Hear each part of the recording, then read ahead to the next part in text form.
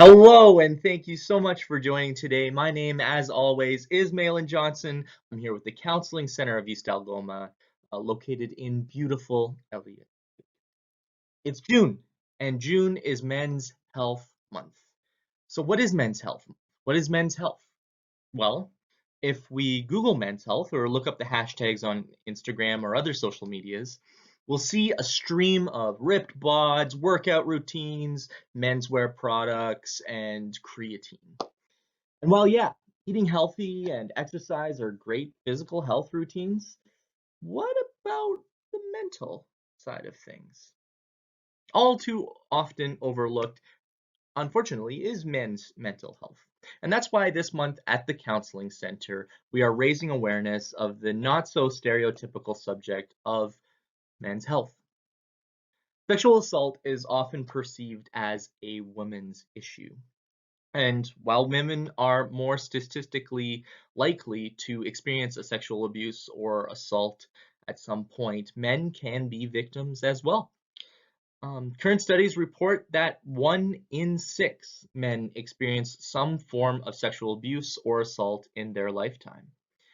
So, why is it so rarely spoken of? Well, much like women's sexual abuse or assault statistics, we can only know the stories of those who have come forward. So let's take some time today to understand sexual assault, how to remove the stigma, and think of men's health in a more rounded way. So as I mentioned, my name is Malin Johnson. I'm here with the Counseling Centre of East Algoma. We are located in Elliott Lake. We also have another location in Blind River to serve the East Algoma area. Um, in Elliott Lake, we are at 9 Oakland Boulevard, Suite 2. In Blind River, we are at 1 Industrial Park Road, right across the street from the cop shop there. At any point in time, however, you can pick up the phone, give us a call. Our office hours are 8:30 to 4:30, Monday to Friday. We also have a crisis line that's available after hours, 705-848-2585. So topics for discussion today. Identifying what is sexual assault or abuse. Removing the stigma. Understanding the barriers and learning to take them down, especially for men. Resources, online, over the phone, or in person. Find out who is available to help. And then finally, understanding that you're not alone. The Counseling Center of East Algoma is just one resource available for you or anyone that you know.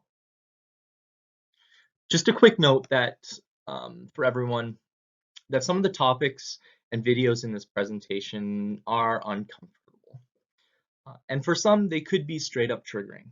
Of course, this is not our intention to deliberately upset anyone. If you feel overwhelmed, but you do wish to discuss this topic further, we have counselors that are available to speak to you about this subject at your pace, privately and confidentially. Please do reach out to the Counseling Centre of East Algoma at 705-848-2585. Let's begin. First off, we're going to address what sexual assault is. So sexual assault or abuse is an abusive sexual action by one person upon another. This could include rape, child abuse, and or any type of non-consensual sex.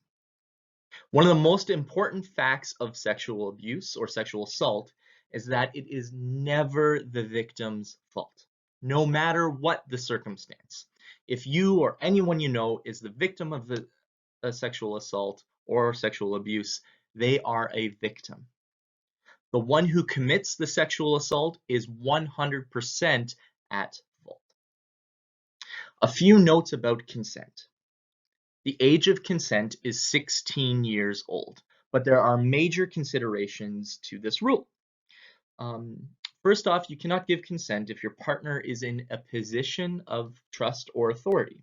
It could mean if an individual is a coach or a mentor or a teacher, or perhaps community leader. Also, there is no consent if a young person is dependent on their sexual partner. So a caregiver, a parent, or a guardian. Or if in any way a relationship with a person could be exploitative. For instance, human trafficking or pimping. To get a better idea of what consent is, please check out our consent presentation or consult the justice.gc.ca link in the comments section.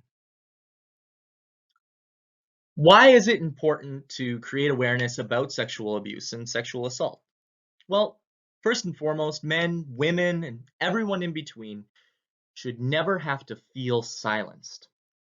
One of the reasons that we are talking about this subject during Men's Health Month in particular is because we know that men who have had such experiences are at greater risk for serious mental health implications. They may experience symptoms of PTSD or post-traumatic stress disorder and depression. They are also at higher risk of alcoholism and drug abuse.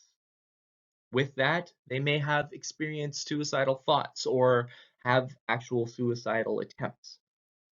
This, as one can imagine, leads into problems within intimate relationships, which we will highlight a little bit more later. Or even in professional relationships, either at home, at work, or at school. These are detrimental factors preventing the success and livelihood of men. Experiencing a sexual assault or abuse does not necessarily mean a man will, definitely suffer long-term negative consequences. That depends on several factors, including how many times it happened, how long the abuse went on, who else was involved, and whether or not the man or the boy, they told anyone, and what the response to them telling somebody was. We do know, however, the impacts it creates for all of us. In Canada, the annual costs of sexual assault and related offenses for the criminal justice system, social services, and employers add up to an estimated $200 million, according to the Department of Justice. Sexual violence endangers critical social structures because it creates a climate of violence and fear. It is estimated in the US alone, they lose 8 million days of paid work because violence is perpetuated against them by an intimate partner. Now, not all experiences of sexual assault to males are brought on when they are children, but in the following video, we learn that a high percentage of sexual assaults towards males occur to those under the age of 25.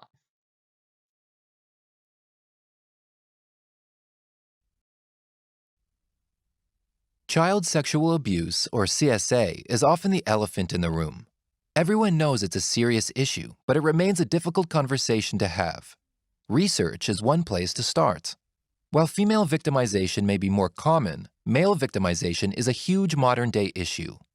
Male victims don't disclose their CSA histories easily or willingly, so having a comfortable support network around them is vital. But to form this, we need to ask ourselves, are we ready to listen? For too long, males have felt discouraged to reveal their stories of child sexual violence. Perhaps we've been a part of the problem by not counteracting gender myths like boys can't be sexually assaulted, or stereotypes about how unmasculine it is to seek help. Fortunately, a Canadian Institutes of Health research team have stepped up to be a part of the solution by opening the conversation.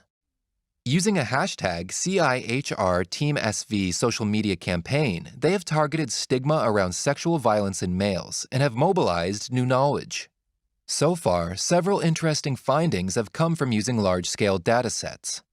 At the point of reporting to child welfare agencies, caseworkers were less likely to note that male victims experienced emotional harm as compared to females. Male victims were also less likely to be placed in out-of-home care. This is a disconnect to the research that showed persistent post-traumatic stress symptoms for many male victims.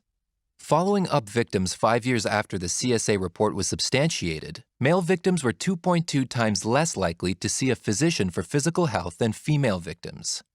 However, males were 2.3 times more likely to see a physician for mental health problems. Compared to the general population, male victims also experienced a 10-fold increased risk of being hospitalized for health issues. But how does having this background affect other areas, such as dating in adolescence? A high school survey found that 21% of girls and 5% of boys reported experiencing CSA. And of those affected, 1/5 reported experiencing sexual coercion from their dating partners. This tells us that consent and sexual negotiation skills seem important targets to protect youth from re-victimization. So, where do we go from here? There are at least 4 pathways forward. 1.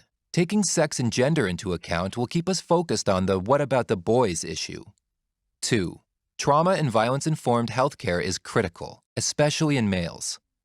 3. Service providers must ensure safety in young people's environments and relationships. 4. Public health needs to tackle sexual violence as it has with other forms of violence. Without support, victims become even more isolated, leaving their health to suffer. We cannot let that happen. Fortunately, research is guiding us on how to prevent this. And, as a result, the elephant is finally out of the room. By addressing the well-being of men's mental health, especially those who have experienced a sexual assault or abuse, also helps keep women safe within a relationship. If there is domestic violence occurring in a relationship and the male is a sexual assault or a sexual abuse survivor, many of the symptoms that he experiences are also high risk factors for the women that they may be in the relationship with. For instance, depression, threats or attempts of suicide, alcoholism, drug abuse. These are all high risks for mortality of women within a domestic relationship. In fact, the Domestic Violence Death Review Committee compiled a list of femicides that occurred in a 5-year span, and this listed the top factors women faced in their relationships prior to their death. These are known as risks of lethality. Feel free to check out femicideincanada.ca for our yearly annual report on this information. If we know that sexual abuse and sexual assault can have detrimental consequences, in fact, sometimes fatal, especially when they're not talked about it, why don't people, particularly men, find support in these issues? Well, there's a lot of societal pressures that make it difficult for men to disclose a sexual abuse or assault. The social pressures are known as toxic masculinity. The social perception that men are supposed to be strong, unemotional. This leads to people questioning men's stories. Well, why didn't you just fight them off? Why did you let them do that? Etc. These social pressures of toxic masculinity are exasperated if an individual is part of a minority. Individuals who are LGBTQ2S, Indigenous, a person of color, racism and phobias also take a role. Take a look at our video on toxic masculinity to learn more about these types of social pressures and where they come from within our society. With your help, though, we can all work towards creating a world wherein men and boys, everyone can freely and without judgment tell their stories. We can all work towards eliminating sexual abuse and violence forever.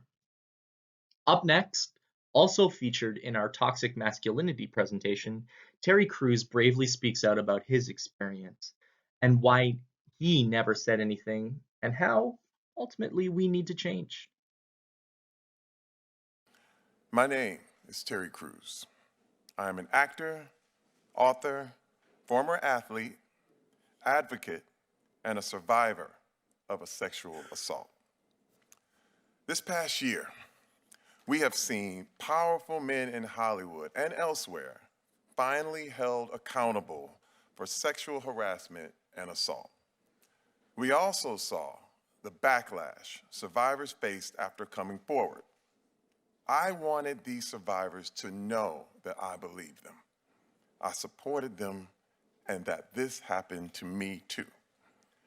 This encouraged me to come forward with my own experience and reflect on the cult of toxic masculinity that exists in our society. Then, in 2016, while at a party with my wife, I was sexually assaulted by a successful Hollywood agent. The assault lasted only minutes, but what he was effectively telling me while he held my genitals in his hand was that he held the power, that he was in control. The first reaction was to be violent. And I immediately held back. Why weren't you? You're a big, powerful man. Why didn't you? Senator, as a black man in America, Say it as it is. I think it's important. you only have a few shots at success. You only have a few chances to make yourself a viable member of the community. I'm from Flint, Michigan. I have seen many, many young black men who were provoked into violence, and they were in prison, or they were killed, and they're not here. My wife, for years, prepared me. She said, if you ever get goaded, if you ever get prodded, if you ever have anyone try to push you into any kind of situation, don't do it. Don't be violent. And she trained me. I'll be honest with you. It was the strength of my wife who trained me and told me, if this situation happens, let's leave. And the training worked. But has there been retaliation against you for what you are saying now to the public?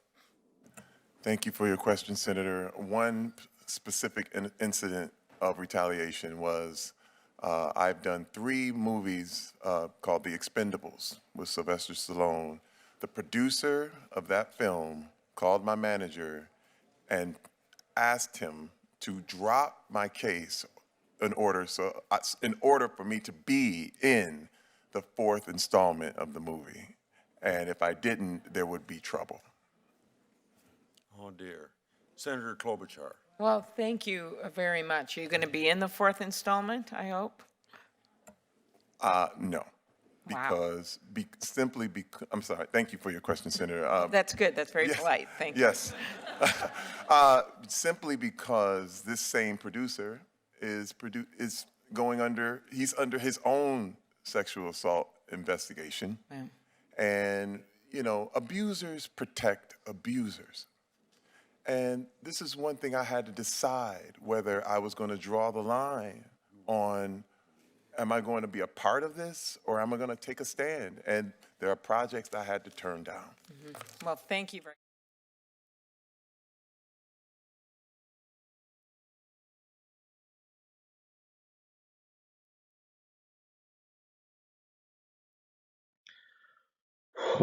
That was really powerful. Often victim stories, however, aren't always so well put together. Often the mind can distort traumatic events, timelines, people, which is why it's very important to consider the following. If and when you are ever confronted with a disclosure of a sexual assault or abuse, how do we react to that situation? You might be thinking, well, what is it that I can do? Well, good news. There are 3 steps, 3 easy things to remember to help you in the event that somebody or some point in time you ever are confronted with a disclosure. First is to listen, not passively, but actively. Engage in their story, practice empathy. Let them explain things as they see it. After all, it is their experience. Second is to believe. Your place is not to pass judgment or question their story, even if it doesn't make sense at the time, timelines, people. Support them. Show them that what they're saying is truly important and that you are there for them. Finally, and this is it, if you made it this far, you're totally going to nail this last part. Empower. Empower. It's not meant to be a scary word, but it's putting your feelings of the story that you just heard into actions. You know the Counselling Centre of East Algoma. You know the number for the police. You can help this person by telling them whatever happened to them is not their fault and that there is help for them. The social stigma and silence around male sexual assault and abuse uh, results in a lack of awareness and understanding about many of the effects of these experiences and what men need to do in order to move forward. Often for men who experience abuse as a child, they don't consider themselves as a boy. And this leads to a lifetime of self-blame and shame. So it's important that you do give men hope. Just know that our agency, partner agencies, we all strive to make it so that there is no wrong door. So as I mentioned, our agency is available to anybody in the area. So if you or someone you know needs help for whatever reason, maybe it's questions about our programs, how counseling works, or anything else that you feel that you could use support in, give us a call. 705-848-2585. We're available Monday to Friday, 8:30 a.m. to 4:30 p.m. Thank you again so much for joining along today in our presentation of 1 in 6. I do ask that you take a moment to fill in the survey that we have in the description and comment section. It helps keep this content going. Also, feel free to check out our other videos on consent, toxic masculinity, emotions, stress management, a whole variety of subjects. As always, my name is Malin Johnson, and we'll see you next time. Thank you for joining.